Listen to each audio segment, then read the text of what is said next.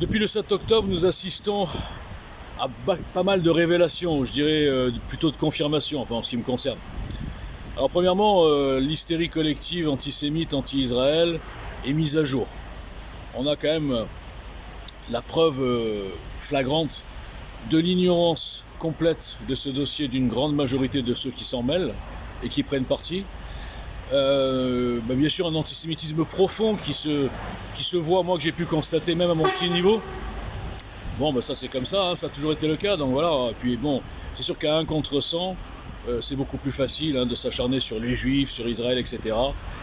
D'inverser agresseurs-agressés, d'inverser ceux qui veulent voler la terre depuis longtemps et qui ont déjà beaucoup de terre. Enfin bref, alors je ne vais pas rentrer dans les détails. Mais ce qu'on voit surtout, c'est la soumission complète. Moi, je n'ai pas lu le bouquin qui s'appelait Soumission, parce que moi, je ne lis pas de bouquin, vous savez, moi, je parle sans rien savoir. Vous savez, je suis un inculte, je suis un café du commerce. Donc là, c'est la soumission totale, parce que quand on parle de fascisme islamique, c'est quoi? Le fascisme, au sens large, c'est quoi? C'est d'imposer une idée, et ceux qui ne sont pas dans cette idée, ou dans cet avis, dans cette mascarade, en l'occurrence, eh bien, il faut les menacer. On n'accepte pas la contradiction, on n'accepte pas le débat. On est là pour imposer un mensonge global. Bon, le dossier Israël, c'est quand même un mensonge global depuis 75 ans. Et donc on l'impose, et ceux qui ne sont pas dans la ligne sont menacés. Et encore plus, malheureusement, quand ils sont musulmans. Là, je vois, je sais pas trop qui c'est, mais Amin El-Khatmi, je sais pas, il a un mouvement républicain, je sais pas ce qu'il est, enfin bref. Donc lui, j'ai même pas écouté ce qu'il a dit, en vérité, j'ai juste écouté son témoignage parmi des centaines. C'est pas la première fois que des musulmans sont menacés ou des noirs sont menacés, on les traite de traîtres, etc. Sur tous les dossiers, traîtres. Donc ça veut bien dire que ces gens qui les menacent, ils sont foncièrement anti-France, anti-blancs, anti-chrétiens, anti-juifs, anti-Israël, mais ils vivent en France. Alors qu'ils retournent dans leur pays islamique, qu'ils arrêtent de nous casser les bonbons. Bon. Donc ça veut dire quoi? Que quand on impose par la menace, par les insultes, par les diffamations, c'est quoi? C'est qu'on défend un mensonge. La vérité n'a pas besoin d'être agrémentée, si j'ose dire, de menaces à ceux qui amènent des éléments contraires. Donc que ce soit sur les réseaux ou dans la vie normale, on voit que depuis maintenant on va dire 20 ans, la seule communauté, une partie de cette communauté qui menace, qui agresse, qui décapite, qui machin, ce sont les mêmes.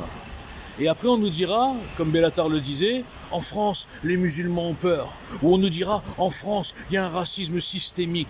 Ou on nous dira, les musulmans sont victimes de racisme. Ou même les Algériens, c'est un truc de fou, qui disaient pendant les émeutes, oui il faut protéger nos concitoyens musulmans, enfin nos concitoyens algériens. Oui, d'ailleurs ils sont musulmans et algériens avant d'être français, vous l'avez compris, je parle bien sûr de 90% de ceux qui ont mis la France à feu et à sang il y a 3 mois là pour un petit ange, pour un petit ange, voilà.